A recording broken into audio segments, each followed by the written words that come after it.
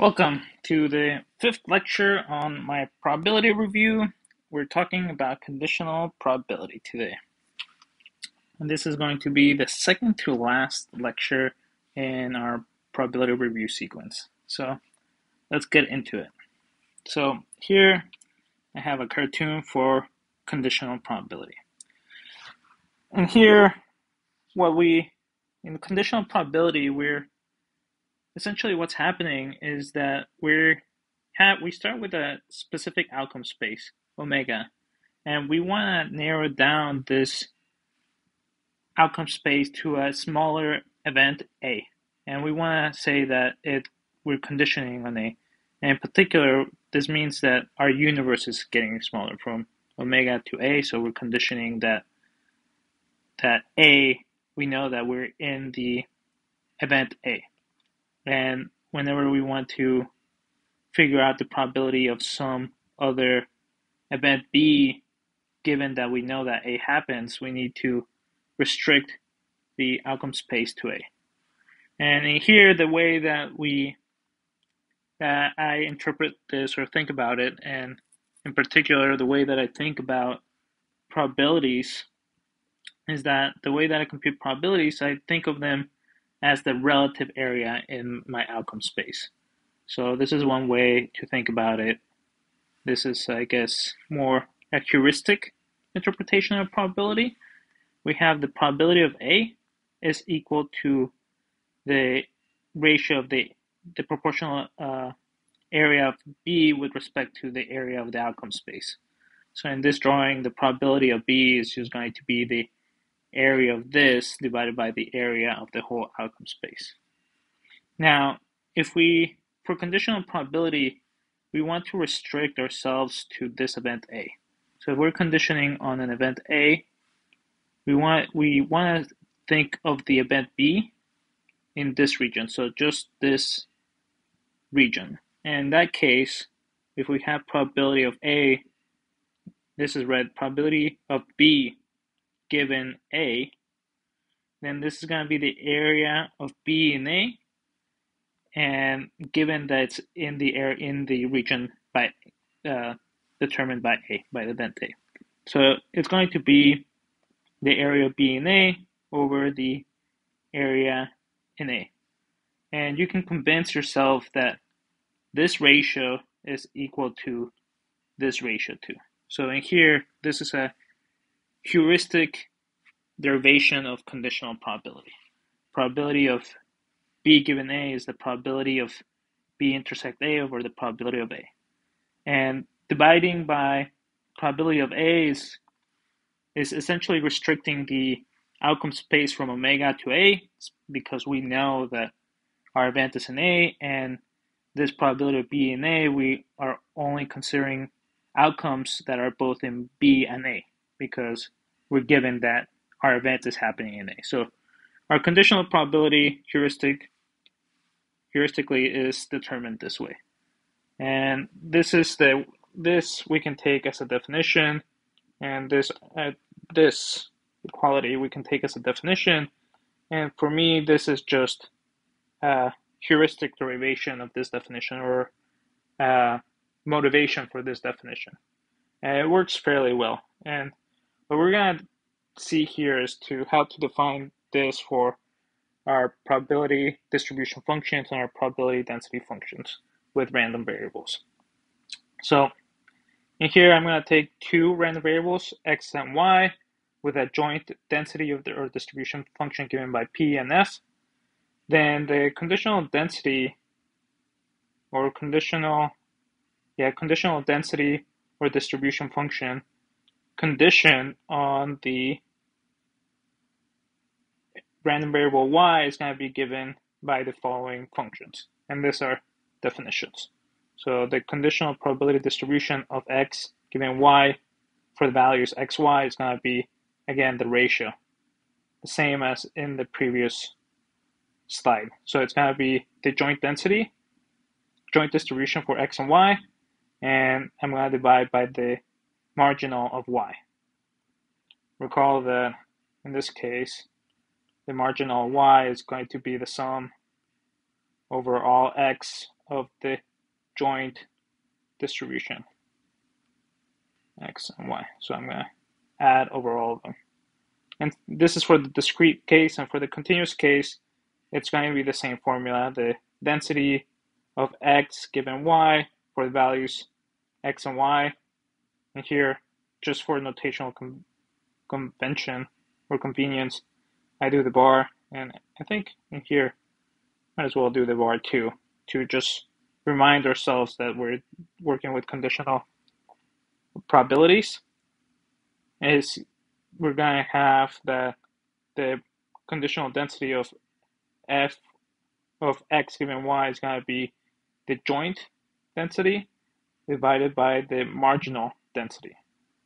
And recall here again that in the continuous case, the density, the marginal density, is given by the joint density fx, xy, and summed over all x's, all possible values of x's. So these are going to be the blue quantities are marginal distributions, and these are joint distributions and densities. And here I have a cartoon of how this looks like. So this is for the continuous case, and here I assume I have some sort of distribution or density for my joint density function. And here, what I mean that the support is given by this region, so that the density function is not non-zero just in this region, and outside this region, the probability of the joint probability density function is equal to 0. And for concreteness, you can think that the joint density is uniform, meaning that the density is equal to, on this supported region, is equal to 1 over the area of this region. And what I'm looking here is at two possible cases where I'm conditioning on y, either with the value y2 or y1. If I condition on y1, I have probability of x condition on y. I know that my x variable is somewhere in here. And using the assumption that it's uniformly distributed, I know that it's going to be somewhere in here with equal probability. And then, so this is if I condition on y equals y1. But I can condition on other values of y, such as y2. And in this case, I can condition that y equals y2, and I know that x is going to be somewhere in this region with equal probability, with uniform distribution. And in here, over here on the right-hand side, I plot the conditional probability. And you can see qualitatively how that works. And with the assumption that the joint density function is uniform, I have that the conditional distribution or the conditional density is also going to be uniform. And in the case of condition on y1, we have that x could take a large number of values, so it could actually spread out, and we divide by 1 over the length of this, and we see that the probability of finding it in any one of the spots from this to this, which corresponds to this length, is smaller than this conditional probability. If we condition on y2, we actually kind of squeeze the possible values of y to a smaller region. So this finding x in this region is going to be relatively higher compared to finding values of x in this region. And this is essentially what conditional probability does. With random variables, you basically fix the y coordinate, and then you look for your x values in the rest of the domain. And this is, in this example, I'm assuming uniform distribution on the support. But if it's not uniform, then you could have something that's not constant. But that's just details. In this case, what I want you to, the qualitative idea here is that if you condition, depending on the values that you condition on, you can squeeze in the value of x, and this could make your conditional probability high, or you can spread out the values of x, and it could be the conditional probability could be small. So this is the qualitative behavior of conditional probability. Depending on the value, you can somehow squeeze the possible values of x. And one of the main tools, or one of the main formulas needed that one can use in using conditional probability is this law of total probability, which says that the probability of B, we can decompose it into two cases. Probability that B is an A and probability that B is an A complement. And in here, using the formula for conditional probability, we can rewrite this as probability of B given A times probability of A plus probability of B given A complement times probability of A complement. And in here, this works well to distinguish cases. And in practice, the way that this works out is that if you make an assumption that on your event B, such that given by the element A, then this term may be simple to compute, and you can then proceed this way to compute probability of B. So essentially, the way that you compute probability of B here is that you break up your event into different cases, which are labeled by the events A and A complement. And this is just kind of a bookkeeping tool or idea. And the thing to get out of this is that once you condition on a specific case, the way to obtain the total probability is that you have to weigh it proportional to the likelihood of that event. So if you condition on A happening and you want to see its contribution towards the total probability of B, you have to then multiply it times the likelihood of A. And then you have to consider all cases. And this basically is the proof of the law of total probability. And given the definition of conditional probability, it's pretty straightforward to see that this is true. And in here I represent it graphically. We have that this term is given by this, the probability of this, and this term is given by this.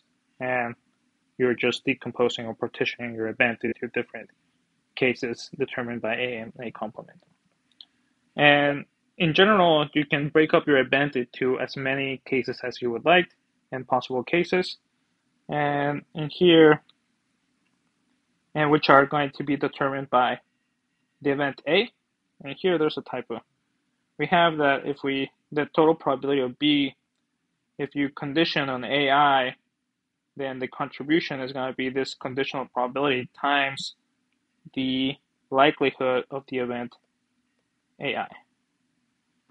And in here, when you're partitioning your event B, you have to have that the events AI, which partition B, are all the possible things that could happen, or that they partition the whole outcome space, and they're pairwise disjoint. And then we obtain this formula.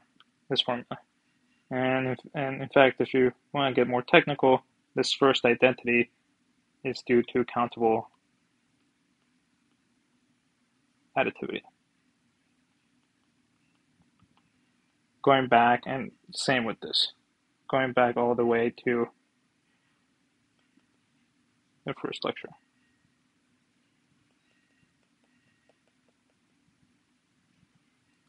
So in the exercises for this chapter, you'll see how this law of probability is used. Another important formula that we'll exploit more later on in the course is Bayes' rule. So the idea is to switch the conditioning event. So in here, this formula tells us how to do probability of A given B if we have the probability of B given A, and then we multiply it times a relative frequency term. And the proof is pretty straightforward. You just go through the definition of conditional distribution, and here is the definition of conditional probability. This follows directly from the definition of conditional probability, and this also follows from the definition of conditional probability. And then by setting this is equal to this, you can see that we obtain this identity. In practice, this formula is used to, a lot of times it's used to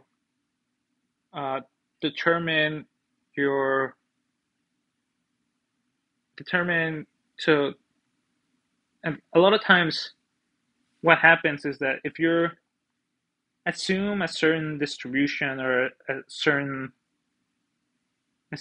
distribution with a certain parameter, say like Bernoulli distribution, say you're flipping a coin and you're assuming that the coin has a certain bias P of landing heads, and then you have, or rather the other way, let me just back up.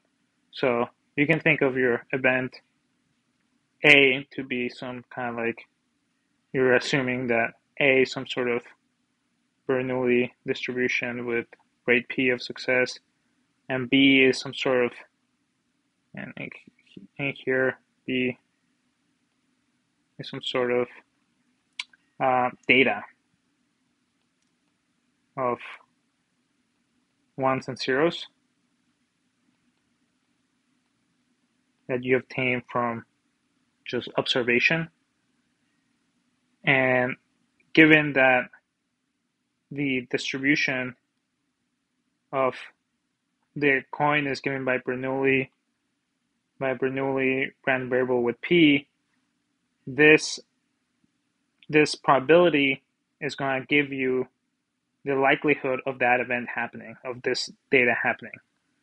But in particular, we don't necessarily know the actual P, the actual value of P. So in here, this formula, this Bayes rule, can be used to flip the conditioning, and in particular, the way that can be used.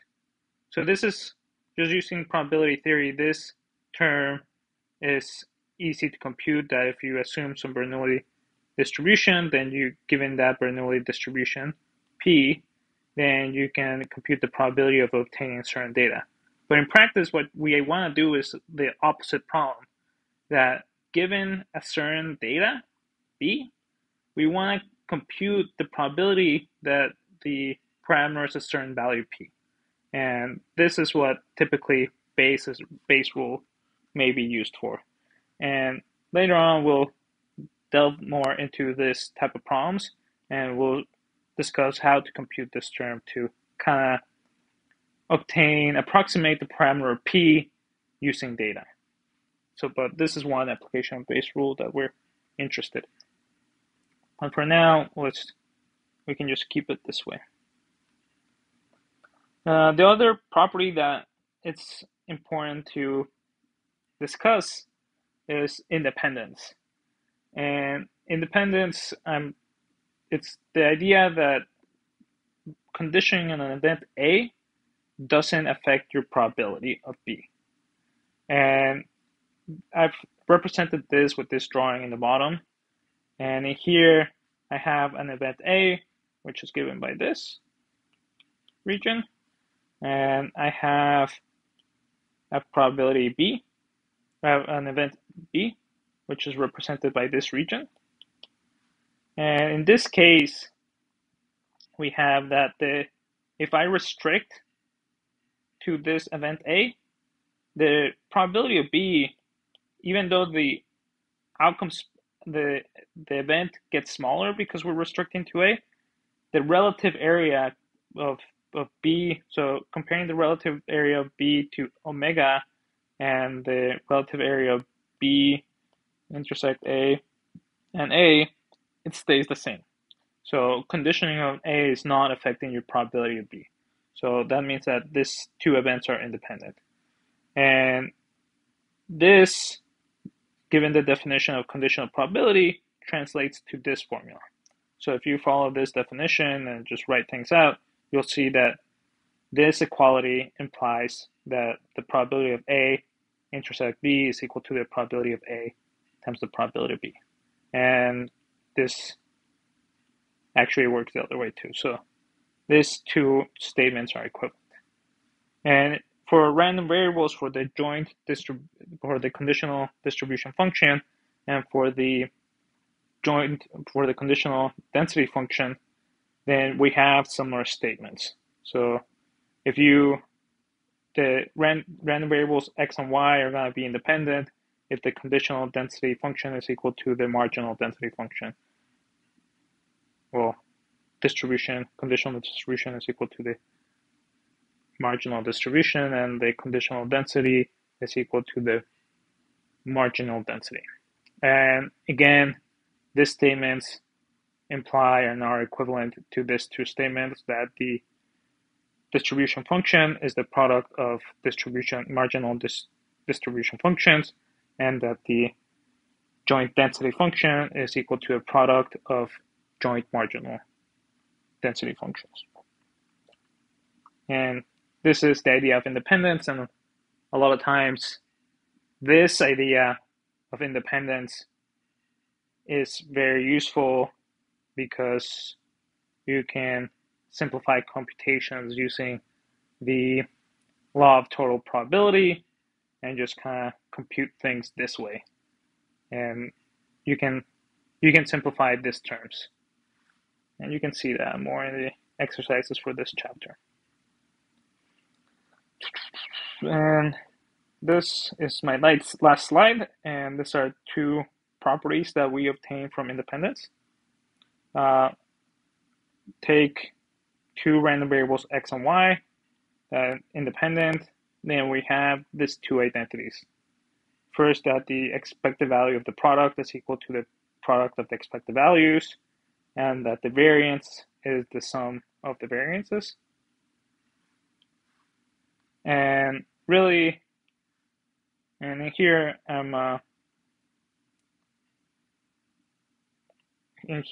we really have that this second identity is really a consequence of the first identity. And let's see how we obtain the first identity. We want to compute the expected value of x and y, and we use the definition of expected value with the joint density function, and it's just going to be this weighted average, the expected value of all the possible outcomes, weighted by the likelihood of that outcome. And then by independence, we can simplify this probability function by the product of the marginals. And now we can split up the sum into two sums. Here it's summed over x and y, and we can split up the sums over x and sums over y. And in here we have this, that each of those terms is an expected value, and that's by definition. This is a weighted average, and this is another weighted average. So we have expected value of x times expected value of y. On the other hand, let's see how this identity follows from the first one. So we use our definition for variance, which is the expected value of the squared minus the squared of the expected value. And I expand this term inside the expected value, and I use linearity to obtain this. And note that I've I've split up the terms, I've taken the summations out and coefficients. And then I do a similar thing here, where first I use linearity to expand this to expected value of x plus expected value of y, and all this squared. And then I expand the squared of this quantity, and it's given by this. So this, I obtain these three terms. And in here, now we use independence and the previous result, this identity, to note that this term is equal to this term. And we get a cancellation of this term and this term. And what we get left is going to be this term and minus this term, which is this, and this term minus this term, which is this, which, if you recall, this is the variance of x, and this is the variance of y. So we have variance of x plus variance of y. And we obtain these identities for independent random variables. And this is it for the conditional probability functions.